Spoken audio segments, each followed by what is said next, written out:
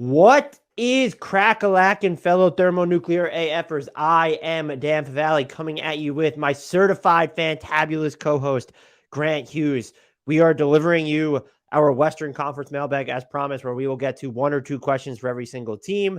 Thank you all for submitting your questions. Before we get started, please remember to subscribe to the podcast wherever you're consuming us. If you're on YouTube right now, hit that sub button, like, comment, help the algorithm love us back. Subscribe on your podcast player of choice, Apple, Spotify, Stitcher, Google, wherever you're consuming us. If you've done all those things, please shout us out, tell people about us, friends, family members, enemies, coworkers, random people on the street about this shitty basketball podcast you listen to that you would like to help expand their audience for. And follow us on the socials at HardwoodKnocks on Twitter, YouTube, and TikTok, at Hardwood_Knocks on Instagram.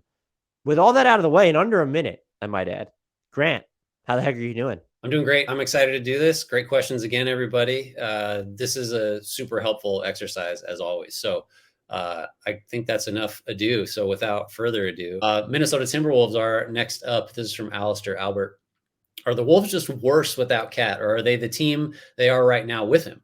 The Gobert trade seems to have been a bust and could be a result of coaching, but I've never rated Cat as a leader anyway. So is his absence just as bad as his presence, or are they the same? I have to first say, I've been thinking about this a lot because I think I defended the Gobert trade. I thought it made sense, and I've kind of slowly backed off of it, but it's pretty clear now. It's just Gobert's not good enough. He's not the same guy he was last year. And then even if he were, I just don't know if that's a big enough difference maker to justify the outlay.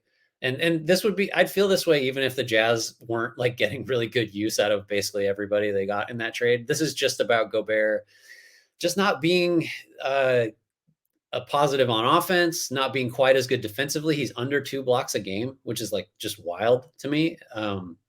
So yeah, that's a bad look. But getting back to Cat, just here are the numbers before we start talking about opinions. Minnesota's minus 0.9 with him on. This is before they lost last night, so we'll see. To your point, by the way, Rudy Gobert was subbed out on offense against a Heat team that had Orlando Robinson. Yeah. We'll remember it as the Orlando Robinson game. Minus 0.9 with Cat on, plus 0.3 with him off. Cleaning the glasses, non-garbage. On-off is a little different, but he's just a slight positive when you filter that out by cleaning the glass. But this is still talking about 700 minutes of playing time, so small sample, caveats. Ian, make him blink around somehow. I guess I agree that, the evidence suggests Cat isn't a transformative leader. He's had some real rough playoff games. I agree you need a defensive presence next to him. I agree that, it's just not working out so far. And the fact that you can even ask, are the Wolves as good with him as they are without him is kind of pretty serious issue for a guy that is supposed to be a max level, superstar. I still think that there's just no way you're going to get me to the point of somehow you're better without a center that is as offensively talented as anybody not named Jokic, that can space the floor. That's arguably the best shooting big guy of all time if you count for volume and you don't care about the era and the fact that Dirk didn't shoot a lot of threes. He's still he's still in that class of players that can just totally change your offense and be a transformative force that makes other guys better around him offensively. He's not perfect, but I can't get there that he's someone they just don't need, or that he's a net neutral guy. The mix doesn't work this year, and he can't be your best player, I guess, which is it's not a great situation. But I don't think it's he doesn't make an impact. I just can't get all the way there. Yeah, I would agree with everything you said. And look, the Timberwolves offense is 21st since Town has been out. They're not shooting as many threes, and that's right around they're 20th overall in offense for the season. And so I don't see that there's evidence to suggest they're better off without him. You would need either this just godly divine leap from Anthony Edwards, which we've seen in spurts where he's just really dominating ball, facilitating the offense, but then he's going to have games like he did against Miami where he has a trillion turnovers. And there's a lot of up and downs there. And so I think Karl-Anthony Towns is not the problem with the roster. The roster construction is the problem. He's just more so he's a symptom of why the roster construction is what it is, that the Timberwolves felt they needed to go out and get someone like Gobert to cover up for Towns on defense. And I just, I appreciate big swings. I know there's new ownership there. They wanted to make a splash. But like, why did you not scale this down to like, well, instead of going all in on Rudy, do we test it out with Miles Turner? Just like someone else who spaces the floor too, but we know he protects the rim. And that's just not, cannonballing into it without trying it first. I know he played with Jared Vanderbilt last year. I get it. This is a lot different, though. You're playing two real centers there, neither of whom Jared Vanderbilt can defend fours and smaller. Rudy Gobert and like that's not what they do. And so I might still be a little bit more patient with the Timberwolves because I was just of such the belief they were going to kill it in the regular season. But the evidence is growing that this team is problematic. Yeah. There's one other one I wanted to get to that kind of loops in a couple other teams, but it's Wolves specific. This is from Bradley Urey. All factors considered, who would you take, Zion, Ja, or Edwards?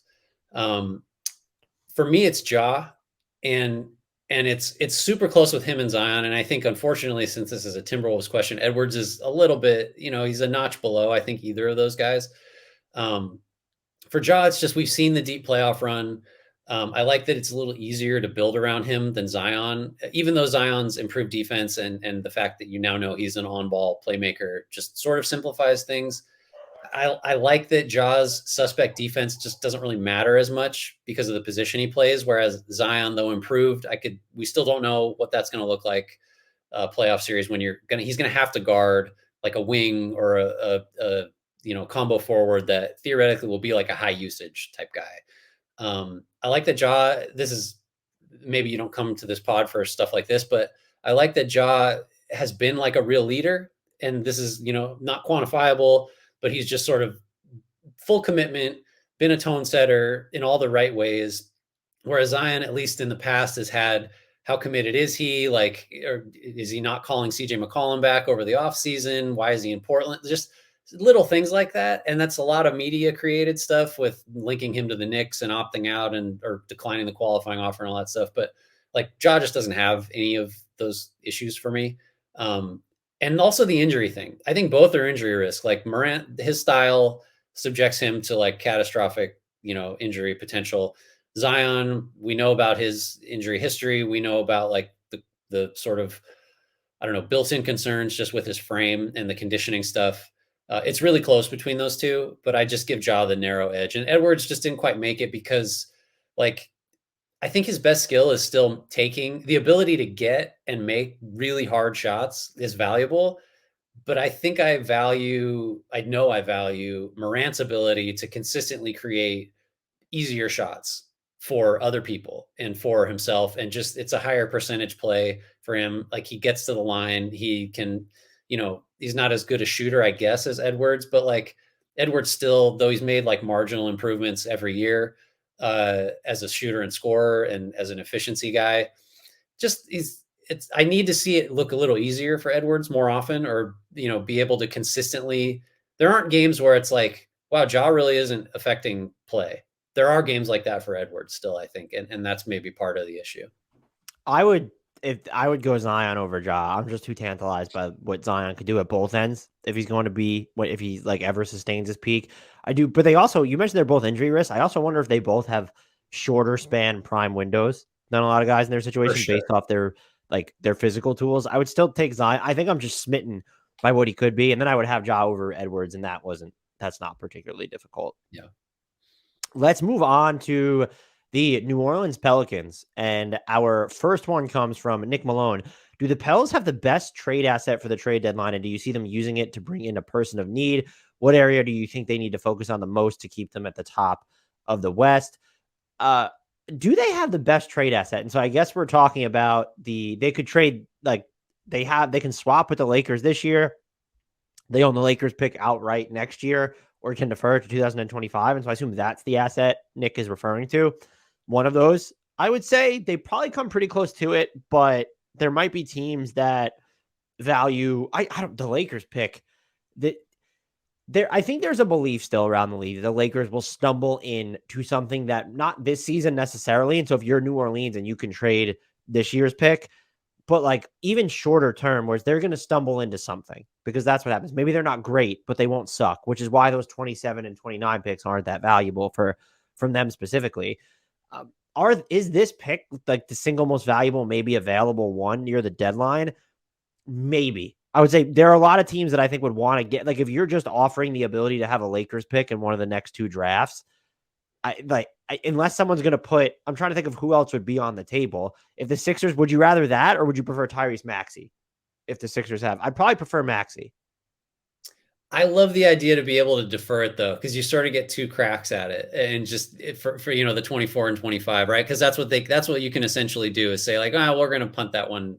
I just like the odds of at some point in the next couple of years, 3 years, the Lakers might just really fall apart, and I want as many cracks at that as I can get. But yeah, Maxey is like, it's a conversation for sure. But because in theory, if it really goes sideways for the Lakers, you're drafting like God knows how high, and there's a potential like franchise cornerstone there. Maxey isn't quite that guy, but like probably if you're risk averse, then for sure, yeah, Maxey would be more valuable.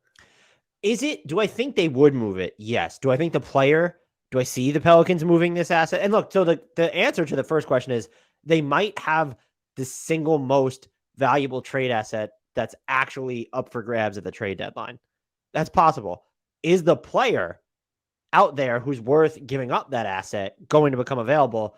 I don't know. And as of right now, he's not. They don't. And even if it was Bradley Beal or Zach LaVine, this team doesn't need that. Like, I wouldn't say, and I think they need, people are going to get mad. This is all we talk about. But like, I still think it's just the changing up sort of the front court spot next to Zion. Like, when Nance is healthy, yes, that's fine. I know Jonas Valanciunas is good. I don't trust it in the playoffs. I don't. And that's, maybe I'll be wrong. That's fine. Even if you want to address that, who's the player that's worth this pick specifically? And or one of the picks specifically, I don't know. I mean, I've thought about if Pascal Siakam became available, and it was kind of like, maybe. His shooting fit on this team could be weird. Would you give it up for OG Anunoby? Does he make sense when you have Trey Murphy III, Dyson Daniels? We've seen Herb Jones slip off this year. I probably would just give it up because he is someone who could absolutely play it. And we've seen him defend a bunch of fives in Toronto anyway. Yeah. I don't think they move that pick just because I don't think the market is going to dictate it. And I also think that's where parity comes in. A lot of teams just aren't going to sell because they fancy themselves buyers. But my biggest need for them would still be like, let's diversify that front court spot next to Zion. But beyond having Larry Nance or Jonas Valanciunas there, everyone knows I love Miles Turner. Maybe it's a matter of aiming smaller scale. And is Mo Bamba available? I don't think you give up. I wouldn't give up Jonas Valanciunas for him. I want to make that clear. Mm-hmm. And I wouldn't give up Nance for him either. But if it's just in terms of matching money to bring him over and then a lower end asset, yeah, that's something that you could look at just to have that diversification. But that's also, it's a very tough spot to fill when you're looking at the archetype of player that you would want for them in that spot. And it's just, beyond those names. And this is someone who is, I haven't thought about the trade deadline as much this year because I'm almost expecting it to be a relative disappointment to years past based off just how many teams sort of fancy themselves buyers right now. But the player I think they need the most, I just don't know if he's readily available there. You can go different routes with the center rotation, but if you're looking for someone who could also space the floor and then maybe he's going to give you rim protection, the list gets just inherently shorter there. Or you need to go the bigger wing route who can maybe give you help rim protection, who can defend some fives if you want him to. And like that list is even like, the OG Anunobys are not just floating around out there. Yeah, I think parity is just kind of ruining our transactional slant on the league right now, just because it's still every report you read is everybody's going to wait and nobody knows if there just aren't really any sellers. So like, well, on one hand, maybe that should make a team like Chicago just get on the market immediately because you're going to be the only team that's looking to punt. And like Toronto, I think that applies to a lesser extent because I think Toronto's future is just brighter with its roster than Chicago. But I agree. Like Turner's just the first guy that comes to mind, and it's groupthink, and we say it a million times, every week. But just something like that, that's the move. But I don't know that move is there. So I would. It's not the worst thing if the Pelicans just stay intact, they could sit. I'm not saying. I think that if they made a Turner trade, that their championship stock would go through the roof. But I'm not, as of right now, I'm not, if they're healthy, like Brandon Ingram's available, right. Herb Jones isn't, is playing more consistently. Zion is, he's been out in health and safety protocols. They missed the game for conditioning.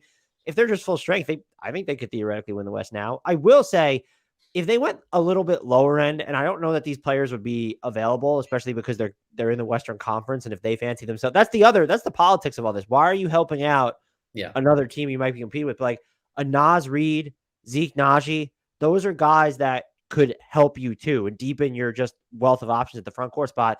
Does Nas Reed become, he's extension eligible? Does he become gettable if the Timberwolves sort of fade out, knowing that they have Gobert and Cat on the books already? I don't know.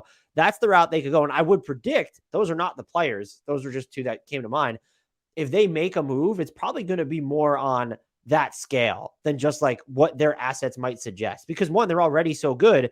And two, as we've just driven home now way too many times, the market for this is just not like it just doesn't exist. And so unless you think like, oh, would it make sense, if the Clippers are looking to divest some of their like combo forward wing types, like if Marcus Morris or Robert Covington becomes available, but it's, if Rocco can't get consistent playing time with the Clippers, is he really going to help us a ton? So there's a lot of thinking that goes into it, but I would guess if they make a move, it'll be on a smaller scale. It might even be just a matter of, hey, we're going to dump Jackson Hayes to open up an additional roster spot, use that at the buyout market, and also gives us more wiggle room if we want to, under the tax, if we want to make moves at the trade deadline. But I don't expect them to do anything just particularly nuclear. Very quickly, Bradley Yore asks, who is the brighter future, Memphis or New Orleans? This is tough. I would go with, as I pause here, this is not the mic cutting out. I was so committed to saying New Orleans because I'm higher on Zion than I am Ja, but the Grizzlies are just built like they're so deep and they seem to figure out things every year, even when we don't like what they're doing. And there might be more sustainability behind theirs because they can grow into their ceiling a little bit more, where CJ McCollum's on the older side. Jonas Valanciunas isn't young. Larry Nance Jr. isn't young. Brandon Ingram and Zion Williamson are, of course, young. And yet you have Dyson Daniels and Trey Murphy III. This is a fascinating question. I'm going to tilt towards the Pelicans just because I think their top end talent, like let's go Zion, Ingram, and McCollum, beats out Ja, Bane, who is their Jaren Jackson Jr. I mean, so the top end talent helps them. And then they also have, the Grizzlies have a ton of assets too, but they have like not dispensable assets, but assets that aren't tangible, where we don't necessarily have to send out all these players to make it work. They have those Lakers picks kind of sitting in the cupboard. And I feel like they are a franchise based off what we saw them do with CJ McCollum. They would be more likely to make the seismic trade and upgrade if it becomes available than Memphis. If you're looking at just the players on this roster, I still might favor New Orleans. I am smoking hot high on Dyson Daniels and Trey Murphy. Those are just two guys that I think New Orleans are gonna, if they stay there, they're gonna kill it. I lean Pelicans. I don't know about you though. It's really hard. I think the way I'm gonna lean Memphis, and it's a lean. It's not like I'm not diving in on this at all. So my thinking is, I think Morant is the best player on either team. We've just discussed that, and it's close. I think the optimized version of Jaren Jackson Jr. is just so valuable. If you're talking about bright futures, you're talking about like that. The best version of Jaren Jackson Jr. is exactly who the Pelicans should have, right?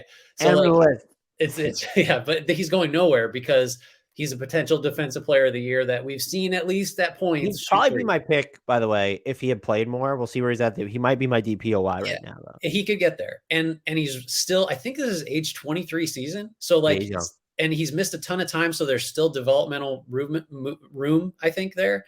So, and then Bane is just like, if Bane is healthy, I just think he is exactly the type of second option scorer you want on a team that's run by a really dynamic superstar point guard. I do agree. So in one sense, I think Memphis has like the higher ceiling if everything with those three key guys just works, and then you can figure out the rest of it around them. But New Orleans just has so many shots at it because of all the draft equity, because of guys like Daniels and Murphy who are already kind of hinting at, and Daniels especially, it could be like a difference maker. There's just more, well, if they, or, but what if, that kind of stuff for New Orleans. I think Memphis has just been better over the last couple of years. And I just think, I guess it's another risk aversion thing. I think Memphis is like more likely to get things to go right. But the Pelicans have just so many cracks at this thing. This might be my propensity for just underestimating the Grizzlies too. So the fact that I picked the Pelicans bodes very well for Grizzlies fans. Sure. You want to go to the Thunder? I have the Thunder. Yes. So this is from Glad. If you were to take the bottom three teams, OKC, Houston, and San Antonio in the West, and combine all their players and coaches to form a new team, what players would make the team and where would they rank in the West? And I'm smiling as I read it because this is really fun. I made a roster too because I thought they were my team. So I'll have one after you're done. Okay, so I didn't go all the way. I think I have a dozen guys, and I just stopped there. That's what I did too. Look at Okay, us. perfect. I wonder if we overlap. So let's start with the coach. I just took Pop, just because I'm into the classics, and I think Steven Silas has had a rough go, and I think Mark Daignault has done a lot of good stuff. But I'm just going to take Popovich. I don't know if you made a pick on the coach before we go to the roster. I thought so. I have Pop too, but I really thought about Daignault for Yeah. just a little. He's real. That team is by and large overachieved, I would say, defensively. Yeah. Okay, so I'm going to go through my roster first, just with like loose positional breakdown. So, and I already hate my backup point guard. So, Shai Gilgeous-Alexander is the starting point guard. Jalen Green at the 2, Devin Vassell 3, Keldon Johnson 4, Jakob Poeltl 5. And my backups are Giddey, who I'm already thinking about taking out, Lou Dort, Jalen Williams, Pokashevsky, Alperen Sengun. So that's my 1 through 5 as my backups. I also put Chet Holmgren on there because why not? And I put Tari Eason on there as well. So do you diverge at all from that, or do we need to debate somebody? So I'll give you my 12 that I had. I didn't have Chet Holmgren because he's injured, and I was looking at just this season. Yeah. So I would have him on the long-term roster. But I had SGA, Jalen Green, Lou Dort, Devin Vassell, Keldon Johnson, Alperen Sengun, Tari Eason, Josh Giddey, Kenrich Williams, Jakob Poeltl, Eric Gordon, and Jabari Smith Jr. If Chet Holmgren's on the table, bye-bye Jabari. So I'll throw Chet in there. Yeah. Where does that? So how many did we miss on? I didn't have Gordon, so that means I must have someone that you don't. Do you not have Jalen Williams? I don't have Jalen Williams, or I thought about Ousmane Dieng too because I'm in love with him. But yeah, I think for this year, probably Gordon is the right pick. But I'm in the bag for Jalen Williams, and had I stuck to the question of like how good would this team be, Gordon probably matters more. Although, yeah, I don't know. So the second part of this question is kind of where we can't be wrong because it's totally speculative and hypothetical. Watch us be wrong. We're going to be wrong. Well, we can't be wrong because it'll never happen. Where would they rank? Where would they rank in the West? So I'll tell you mine. I think here's just, I made it simple. The Thunder, as I was putting this together, are 14 and 19, and we just gave Gilgeous-Alexander 4 upgrades at the other starting spots.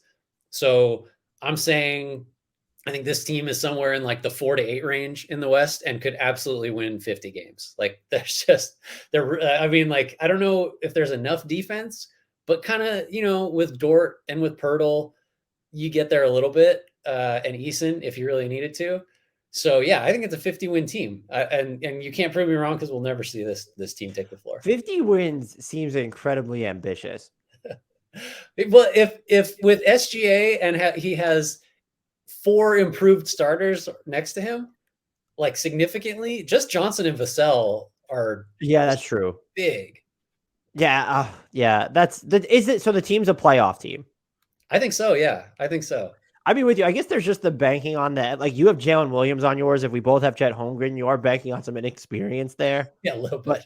And like, is Jalen Green looking off SGA on how many possessions a game? We need to factor that in a little bit. That's true. That's a fun question. That was fun. Thank you for that, Glad. Yeah. Moving on to the Phoenix Suns, who are my team, as it turns out. This question comes from Briss Paul. Why are the Suns? And then Jokic for Shokic asks, which struggling team is more likely to right the ship and be a serious Western Conference contender, the Suns or the Pelicans? So, and I think even if you just want to say who is the better championship equity right now, that's a fair question. Why are the Suns? I assume that Briss Paul is referring to just their ghastly December stretch where they're 27th in defense and they are 4-9 in the month of December as we record this. They've dealt with some injuries, including to Devin Booker. He's now dealing with that groin thing that limited him to basically barely even playing on Christmas. That certainly doesn't help. It'd be nice if the Suns they just feel like they've completely collapsed on the defensive end. If you go back and watch them, like, hey, could you grab a defensive rebound or maybe just not foul so much? Or it just feels like guys are getting by them quicker, that there's more breakdowns and there's more Mikal Bridges looking exasperated after every possession because of the breakdowns. Not every possession, but on possessions because of the breakdowns. I have faith in the Suns to figure it out if Devin Booker is going to be healthy. But the second part of this question is mega interesting. Who, if I had to guess who's more likely to right the ship at this point, I'm gonna go with New Orleans just because they've had. I know that the Suns have missed Chris Paul. He's back now, and they're missing Devin Booker at the moment. They haven't had Cam Johnson. They've also gotten like really good moments from a Damian Lee or a Josh Okogie. They've been able to figure out the center minutes between Bismack Biyombo and Jock Landale throughout the course of the entire season. Mikal Bridges, yeah, he's pulled back a little bit inside the arc lately. He's been really good this season. DeAndre Ayton has been mostly fine. Started off the season, was basically a disaster, I thought, relative to expectations. But offensively, he's been able to meet or exceed expectations there. The Pelicans, like Brandon Ingram's missed like more than half the season at this point or whatever it is. And Zion's been in and out of the lineup, and CJ wasn't playing well to start the year. They're not getting, Herb Jones has been intermittently available and not played all that well. And they're just getting, they've been at the tippy top of the West this year. And again, so have the Suns. I guess though, if I'm trusting, the Pelicans defense has slipped after all the Pelicans fans were mad at us because we said we're not sure if they're the best defense in the league, and they've slipped. They've slipped. Yeah. Well, when opponents don't miss every three they take, that's just what happens. So I almost trust a full strength Phoenix to figure it out defensively more. I guess I look at the Suns and I say for them to reach their pinnacle this season, they need a trade more than the Pelicans do, because I think if they get, so many of their top guys have been out. And you're also caking in and also it's just, we know Jay Crowder isn't playing for the Suns at this point. He's just sitting at home. That roster spot is gone. That money is gone. And so it feels like they need to make that move. And I would frame it this way. Who to you has more championship equity, right? Whose championships contending stock is higher right now? The Pelicans or the Suns? I might lean the Pelicans, but I think I might also just be sort of wallowing in depression after the Devin Booker groin injury. So I think I got to go Pelicans. And that goes against how I make all these decisions, because I would just normally pick the Suns because I've seen it before. I know what it looks like. They've been to the finals. The roster's not that different. They've fill in that Crowder spot via trade. Cam Johnson's back. And then bang, you've got a great starting five. The depth doesn't really matter that much to me in the playoffs. You can get a couple good campaign games and you're fine.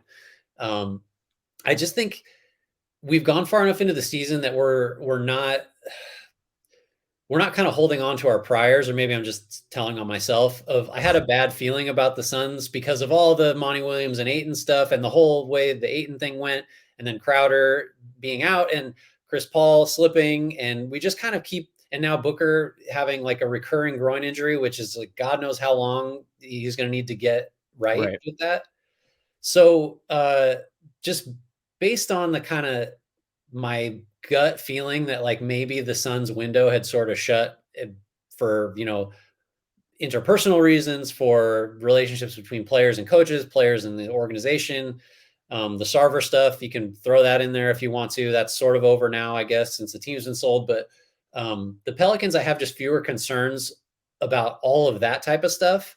And then I think the Pelicans have proved that they're just less susceptible to injury problems because they've been injured as shit, and they're ahead of the Suns in the standings. And even with defensive slippage, their differential's better.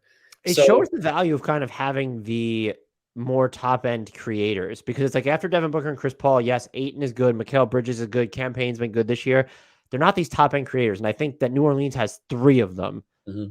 And turns out that's important. And just more ways to win. Because you could lose Zion and then I'm just kind of spinning what you said. Zion, what does he matter? But I mean, you lose Booker for the Suns and it's curtains. It's not going to work. If you lose, that's true. The Pelicans don't have the guy that it's curtains for. Right. They've basically been without Ingram and Zion at different points of the season, and they've still figured it out. If Zion isn't healthy, the Pelicans can't make the finals. I'll just say that. But that's true of every team. You're just not, if your best guy's not there, you're not going to get there. But there's just more, there are more ways for the Pelicans to succeed. Whereas the Suns kind of have to get all 5 guys on the same page and healthy. And then that's kind of hard to see from where we sit right now. I have the Blazers coming up here. This is another question from Glad. Where does Dame rank on all-time shooters? He said multiple times, I think he should be second behind Steph. And I kind of think he will be by the time he's done.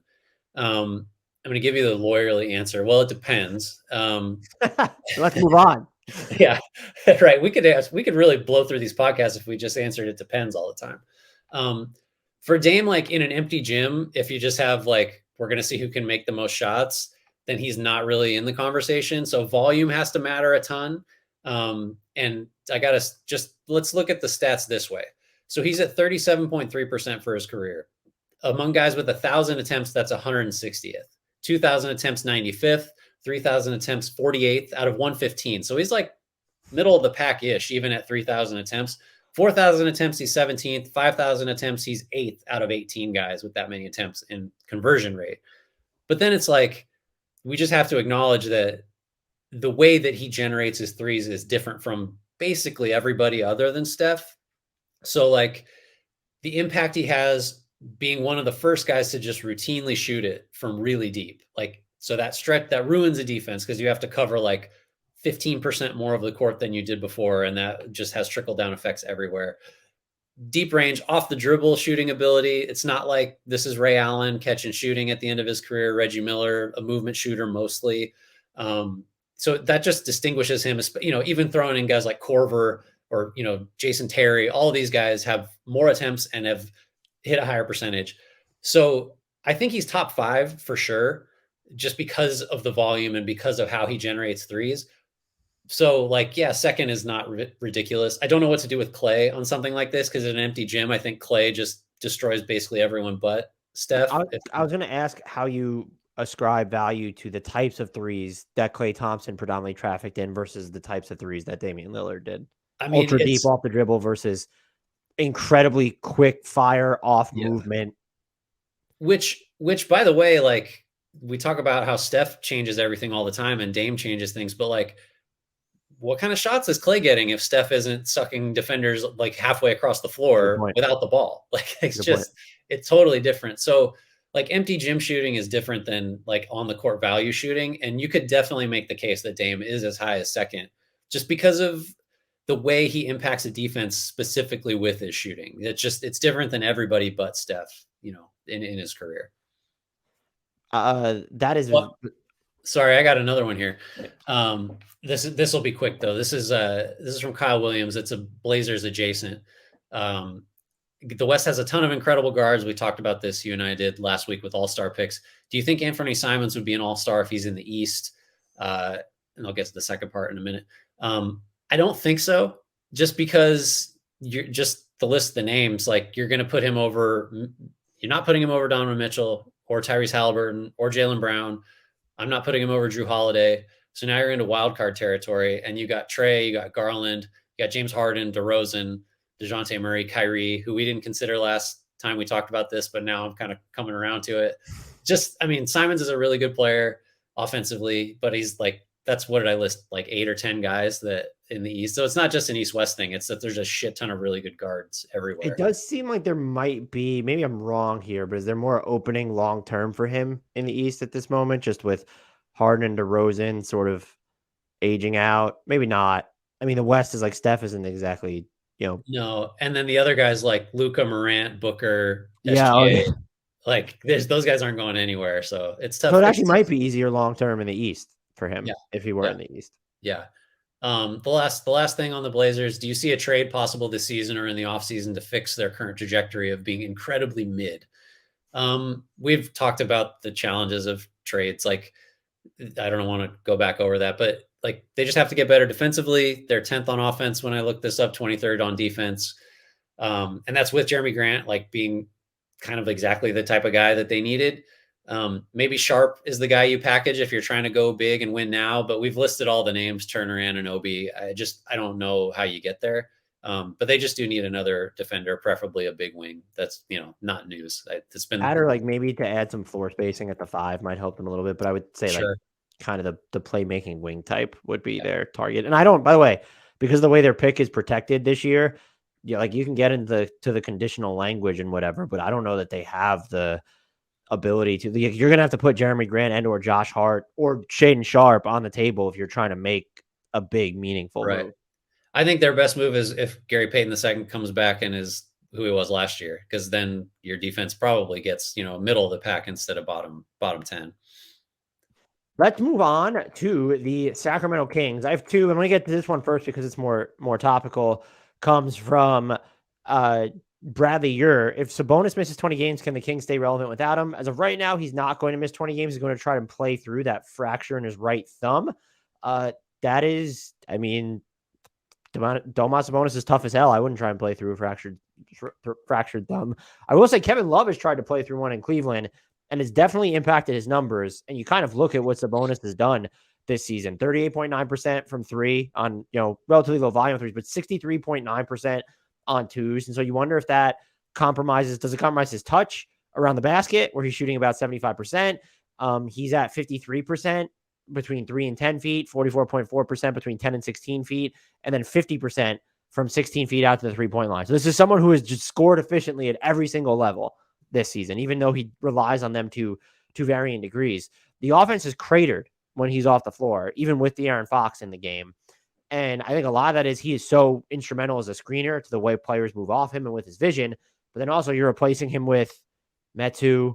They haven't really, I guess in theory you could replace him with Rashawn Holmes, but that's not something that they've generally like to do. You're replacing him with Trey Lyles, and you're getting rid of a lot of your creation just by losing Sabonis. There's Fox and Sabonis on this team, and then okay, Monk, and if you want to rely on Davion Mitchell as a secondary, but it's different with the way that Sabonis specifically is able to direct things from his standstills or when he's putting the ball on the floor. It's just he's more of an anomaly at his position than anyone else on the Kings roster.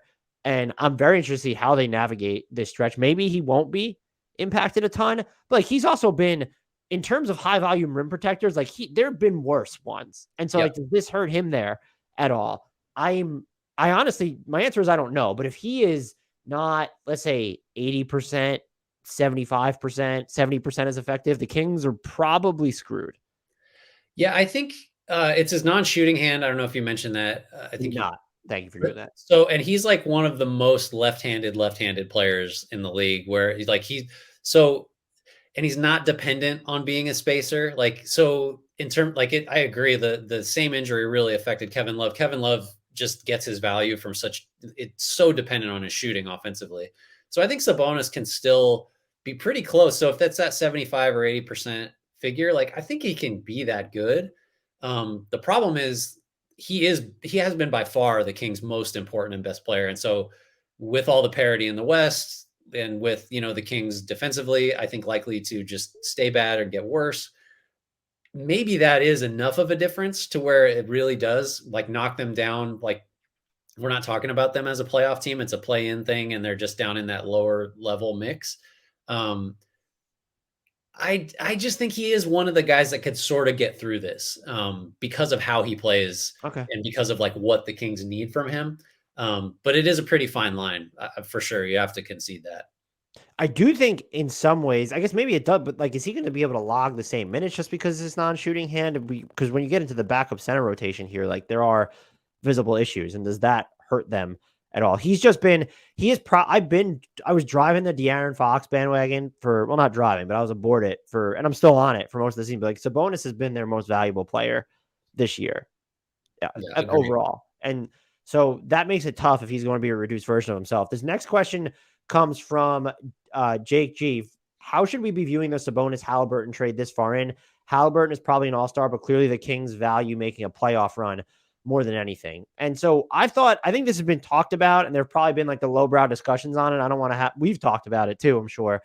I still would not have made that deal if I'm the Kings, because I know making the playoffs means something, but you had someone in the second year of his rookie scale contract with this in him. And I know that the belief is this couldn't have come out so long as De'Aaron Fox was there.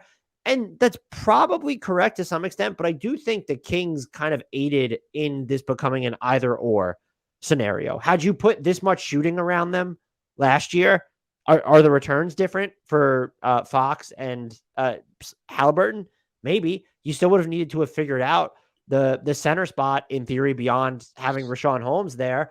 Sure, but that seems more manageable than finding someone as good as Tyrese Halliburton on that contract who affords you such flexibility. And I do think in the long run, it was a misallocation of an incredibly talented player and asset. However, right now, if we're looking at just this season, both teams are accomplishing what they want to do. I mean, Indiana's just flat out better than expected. Tyrese Halliburton's an all-star. He's given them a pole star around which to build for the future. Sabonis has given the Kings an offensive fulcrum who complements De'Aaron Fox, is able to uplift De'Aaron Fox and helps put them in the playoff conversation right now. Indiana's path to being more than just this mid playoff team, though, is more open to me than Sacramento's long term. And I don't want to poo poo over the season the Kings are having. This has been great for them. But I mean, like even the Kevin Hurt trade, like they hit on that with Atlanta. It's still not a trade I would have made. It just comes down to I'm going to value the long term trajectory more than the short term. And even though the Kings are about to make the playoffs, that's their aim.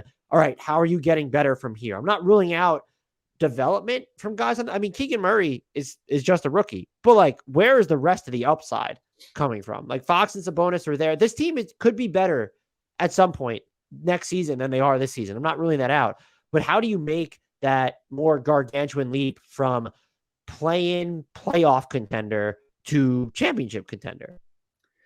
Yeah, I mean, I agree. I think sort of in the industry, which is a stupid thing to say, but there really is just there's less fandom and there's more how do you maximize the chances of building a championship roster, and it's having really good young players on controllable contracts. Like, so from that perspective, like Halliburton is just by an enormous margin the better asset, the better piece in like that type of roster building approach. Mm-hmm. I would also say though that like if you were to do this again, like let's just say right now with Halliburton being perceived as he is and Sabonis being perceived as he is, like there's no chance in a vacuum a team would trade a player like this version of Halliburton for a player like this version of Sabonis, just because Halliburton has proved, oh, he's what is he, like the fifth or sixth best, young prospect in the league, potentially Right. top 10 for sure.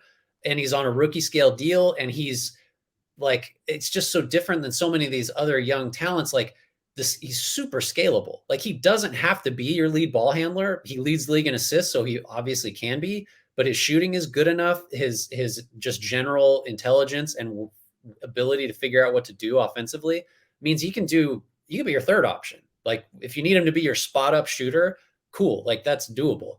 So, but at the same time, like I think the Kings would probably do it again. And like maybe the issue was Fox, because it did seem like Fox bristled at being paired with Halliburton last year. He didn't play very well. There are different reasons for that have been put out there, that he got too much, he added too much weight, in terms of muscle, like, and he just wasn't as quick. I think if you can't figure out how to play with Halliburton, that's kind of more on you. But just was what it was. And the Kings decided, I guess, that pairing wasn't going to work. I just think like the way that Halliburton has ascended means that if you compare these two players with the contracts, it's just like, it's not close. It's not close. There's no way the Pacers would ever take this back. Whereas the Kings, I guess, they evaluate things in a different way. I have the Spurs coming up next. This is from Jakey G123. Why does a team like the Spurs not just go after reclamation projects like Wiseman, Reddish, Bouknight, etc.? Is that even a good idea? Yeah, it's a good idea. That's what a team with cap space and no intention of winning games should absolutely be doing. I think part of the issue is like, how are you getting these guys? Because if you're the Spurs, you've got, we've toyed with, Spurs Warriors trades before. Like you've got Josh Richardson, I guess you've got McDermott, you've got Pirtle. You don't want to give up picks to entice anyone to take these guys. Pirtle's someone that theoretically they could re-sign and just keep around, as I don't see why you have to move him. I mean, his impending free agency is a factor, but I don't think he's going to cost an arm and a leg. So yeah, like the Spurs and any other team with cap space, we've mentioned a handful of them because there aren't that many, or flexibility at least, should be all over the Warriors. Like, can we get Wiseman? Can we get Moody? Can we get Kuminga? They should be calling the Knicks to see. This would have been a better move earlier when the younger guys weren't playing. But like, what's it going to take to get Grimes or Quickly or McBride or just whatever? Call the Magic, see if Jonathan Isaac could be had. Just take a total flyer. Like there's a lot of ways to go. I think we always kind of espouse this for if you're a bad team and you've got, no one that you're super married to, you should just absolutely be looking for second draft guys that have been huge disappointments, whose value's low, that if they come and flop a second time for you, it doesn't really matter because it's not like affecting a bottom line you care about. Do you want to add to that before we get to the Pirtle part of this question? No, I guess the only thing I could add is like it's also just you need teams to be ready to give up on those players, and like making the money work or the roster spots work could be tough. Whereas you can't just trade Josh Richardson for James Bouknight. If Yeah. you're the Spurs, like yeah, you could, but you can't do that if you're Charlotte. And so those situations are probably difficult. And then I think you just run into the issue of your own roster dynamics, where it's like, okay, if you have open roster spots, it's one thing. But you then again, are those teams ready to sell on those players for nothing? Or maybe you don't have an open roster spot, and then you're going to still have to give up someone to get someone. Yeah. The stars really have to align, I think, for it's a good idea. It is something that every bad team should be pursuing. This is from Heroes in the Half Court. With it seeming like Jakob Poeltl will be a popular name around the trade deadline, if you were the Spurs, is there a scenario where you keep him? And if not, what would be your asking price? I guess I tip my hand on this. I would move him if I could get a first that was like actually like a real first that wasn't going to be, 2 seconds because it's top whatever protected, and the odds are it's just not going to convey as a first. Mm-hmm. Just because I think even as useful as he is, and he's in his prime years, early prime, I guess, I just am not going to pay for centers that are not like elite defensive pieces that I could see succeeding in a playoffs and have some offensive value. I like Pirtle a lot. I think he's like a mid-tier starting center, but the difference between a mid-tier starting center and a guy you can pay like $4 million a year is like not big enough for me to want to, keep him around for anything more than like, I don't know, the mid-level or something in that range. So if I could get a first, I would move him. I'd be with you on that. Like you said, a real first. Yeah. That would lead me to the Utah Jazz. And the first question we have for them is from Darkwing Duck: Taylor Horton Tucker or Nickeil Alexander Walker? I'd go Nickeil Alexander Walker here. He is shooting really well and above the break threes this year. He has he could still be sort of a wild card when you're looking at his finishing, but like he's at 66.7% in the restricted area. And I think that there's more shiftiness to him off the dribble. Well, not more shiftiness. Taylor Horton Tucker has that shiftiness. I think that he's easier to plug and play when he doesn't work off the dribble, and he's gotten better at doing that in Utah.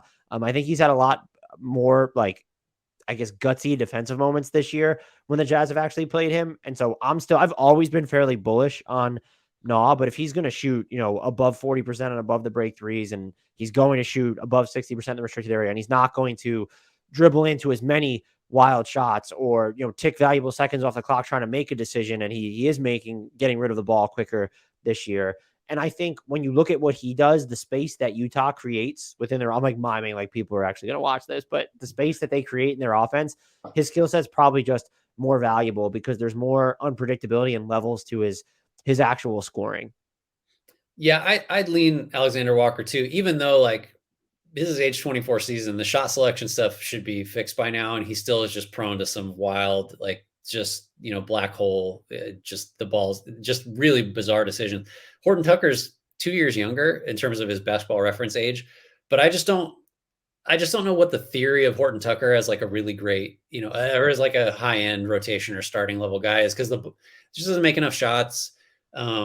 He's like Utah. I think it says a bunch that Utah's not even giving him a consistent role at this point. That's a factor for sure. Yeah. I don't know. I guess the best version of Alexander Walker to me is like a good six man, like not Jordan Clarkson level, who's on his own team, but a guy that can just heat it up, and can score and isn't going to defend. I don't know. I think it's Alexander Walker, but I could see how someone would say Horton Tucker just because the idea of him as like a defensive difference maker who, if he could get the ball to go in enough, could actually like, you could see him on a winning team maybe more easily than Alexander Walker, but yeah, I'm not sure. You could see him on a winning team more easily, but because he wouldn't play? Idea that only because I could theoretically see him guarding, a couple positions and just making spot up threes if the three ever came around, which for a guy in the 20s is iffy. Jabroni asks, is Larry Markkinen the next Kevin Durant? Bradley, your ass, will Larry Markkinen be an all-star? I put him on my all-star. Is he the next Kevin Durant? Yes, obviously. There's no question about that. I put him on my All-Star team last time. Did you have him on your All-Star team? He was my most painful snub. Would you? And it came down to Paul George or Lauri Markkanen. Now, I just want to make my case. Lauri Markkanen this season is averaging 23.1 points, 8.2 boards, 2.1 assists, shooting 61.2% on twos and 43.2% on threes, which he's taking at a clip of nearly 7 per game. There are two players, or there's only actually one of them is Lauri Markkanen. There's one other player for an entire season who has averaged 23 points while hitting 60% of his twos and 40% of his threes. Would you even care to venture a guess as to No, you're going to have to tell me. It's motherfucking 2012, 2013 LeBron freaking James. Sure. That so he's Kevin Durant and LeBron James. He's both. Yeah, that's my point. So that has no bearing on this season, obviously, because the game has changed. This is still remarkable what he's doing. And I think just because when you start to look at the minutes disparities now, and the last time I checked, he had a few hundred minutes on Paul George, if I'm not mistaken. And maybe that has changed. 300 plus. Right. If that's what it's coming down, like I know that we're supposed to reward ability over availability, but when you have this ability with that playing time, what he's done on offense. Oh, by the way, like he is sometimes or oftentimes being used as a hashtag wing. This is not someone who's just like a pure 4 anymore. Like he's operated like a wing on offense. He's had to defend at times like a wing on defense. I think he will be an all-star, and I think he's a deserving all-star. Now, will he get the bump because the game's in Utah and people will deliberate that? As of right now, December 27th at 2:42 p.m. Eastern time, Lauri Markkanen is an all-star. And I'm saying that not as the empty-handed tweets that I myself have sent out, where I think I called De'Aaron Fox an all-NBA player earlier this year, and you just don't name who they're going to beat out. I will point out, because I already did, so go back and listen to that podcast, who Lauri Markkanen belongs on the all-star team over for the West all-stars, even though the way the teams are drafted now changes where he could be. So yes, a resounding yes, 10 times over yes. Lauri Markkanen is currently an all-star. You swayed me. I think it's that the difference between Markkanen and George in some of the catch-alls have flipped, and Markkanen's ahead of him in EPM, for example, and he's closer in Raptor. I based most of my argument for George over him on the idea that George's role is just harder and like more meaningful as a playmaker, high-end defender, just has to do a bunch of different stuff for the Clippers. But I think in addition to the numbers you laid out, which are like, that's compelling. I think I heard another good argument that like when you're picking all-stars, you're also kind of trying to make your selections on the basis of, if you're telling the story of this season, like who sort of features in it. And Markkanen being like a breakout star for a Jazz team for whom he's the best player by a lot and is the biggest reason that the Jazz are not like leading the tankathon. Like that's the big story for this season. We talked a ton about the Jazz, especially earlier. So that's a factor. The numbers are a factor. I gotta go Markkanen now over Paul George. You've done it. Also, to your point about Paul George though, and there is this is just one number that illustrates it. Paul George, 56.8% of his 3-pointers have been assisted. Markkanen, that number is like 91% of his 3-pointers. Yeah. There's definitely a case to be made there, but I'm just going to ride the coattails of what you were talking about with the story of this season, and that's what Lauri Markkanen has done for the Jazz, who were supposed to. They didn't make sense on paper, but they never were going to be god awful. The assumption was, and I said on this podcast, I reassured Jazz fans who were worried this wouldn't happen, and I was clearly wrong. The Jazz would not let themselves get even remotely close to a point like this. They have. I'm enjoying it. I think fans should enjoy it. They have enough picks in the asset clip, and the Timberwolves look like they're dog shit anyway. Feel pretty good about this season and enjoy the Lauri Markkanen. You traded away 2 all-stars and still ended up with an all-star at the 2023 All-Star game. I say we end it there. There's another question. We have other questions. I might try to get to them later this week, but we've gone for almost 2 hours on this. Did you want to take us out of what I thought was I like this setup. And so if we can get enough questions, this is definitely we'll bring it back for the East clearly, but this is definitely something we can cyclically go through. Yeah. Where are you at, Clippers fans? We got just one. Yeah. I'll take us out. Thanks again, everybody, for all your questions. Keep them coming. We'll do the East at some point here. As Dan mentioned at the top, please remember to rate, review, subscribe, get us on wherever you listen to your podcasts. We've got our socials here. If you're watching on YouTube, check us out, follow us on Twitter, follow us on Instagram and every place else. tell your friends. Word of mouth still really helps.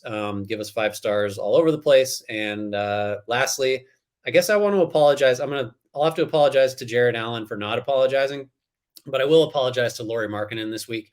And we leave, as we always do, with a shout out to the one and only Frank Ntilikina.